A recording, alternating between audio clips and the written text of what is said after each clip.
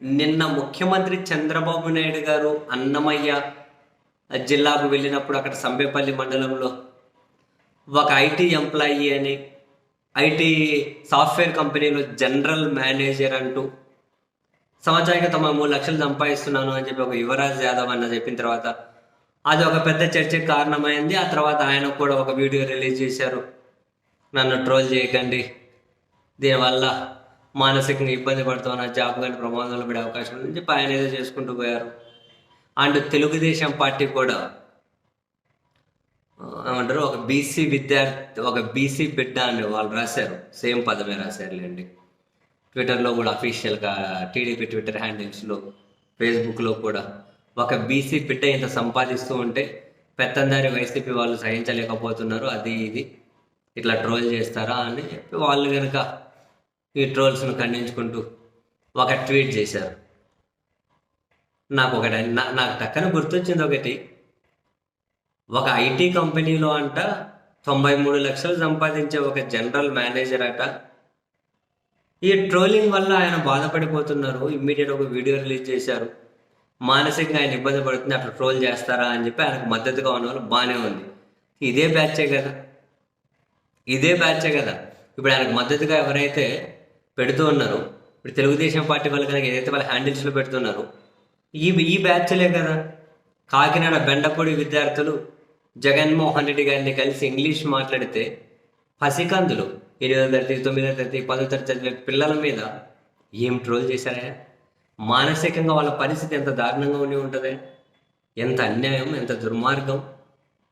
వాళ్ళ మీద ట్రోల్ చేసింది టీవీ షోలలో ట్రోల్ చేశారు. టీవీ షోలలో ఇంకా కమింగో గోయింగో ఈటో డ్రింకో అని అనుకుంటే హర్ నేమ్ ఈజ్ మేఘన అని చెప్పి యాక్టర్లు, యాక్ట్రెస్లు, కమేడియన్లు షోలలో కూడా ట్రోల్ చేశారు. ఆ పిల్లలు బాగా పాస్ అయినా కూడా ఫెయిల్ అని చెప్పి ట్రోల్ చేశారు. 4 మాటలు నేర్చుకొని వారికి మూత తిప్పుతున్నారు అని చెప్పి మాట్లాడారు. చిన్నపిల్లల మీద రాక్షసత్వం ప్రదర్శించారు. మరి అప్పుడు ఏమైంది బుద్ధి? అప్పుడు లేదా బుద్ధి? 93 లక్షల సంపాదించే ఐటీ కంపెనీలో జనరల్ మేనేజర్, 93 లక్షలు సంపాదించే ఐటీ కంపెనీలో జనరల్ మేనేజరు ట్రోలింగ్ వల్ల ఇబ్బంది పెడితే నిండా 10-12 సంవత్సరాలు నిండని పిల్లలు వాళ్ళు ఎంత ఇబ్బంది పడి ఉండాలి? మానసికంగా వాళ్ళని ఎంత టార్చర్ పెట్టారు? వాళ్ళ ఫ్యామిలీ ఎంత మానసిక వేదన అనుభవించి ఉండాలి? కనీసం మనిషే పుట్టిన తర్వాత ఎవరికైనా ఒక లైన్ అనేది ఉండదా? రాజకీయాలకు అతీతంగా, కులాలకు అతీతంగా, మతాలకు అతీతంగా,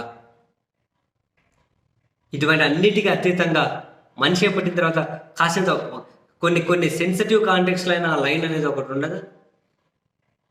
అది ఫాలో అవ్వాలని తెలియదు ఎవరికైనా.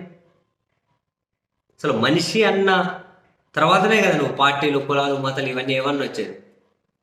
ఇక్కడ కూడా ప్రతి దగ్గర కనుక పార్టీలు చూసి, కులాలు చూసి, మతాలు చూసి, అక్కడేమో ఆ పిల్లల్ని అప్పుడేమో అసలు రాక్షసులు సిగ్గుపడే విధంగా ట్రోల్ చేశారు అప్పుడు ఆ పిల్లల్ని.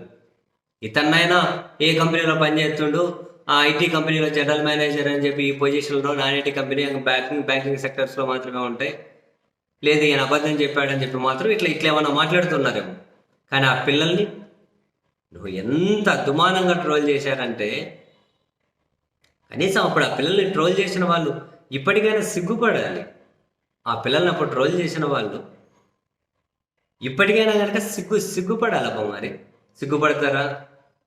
అట్లా సిగ్గుపడే మనసుతో ఉంటే బాగానే ఉంటుందిలేండి.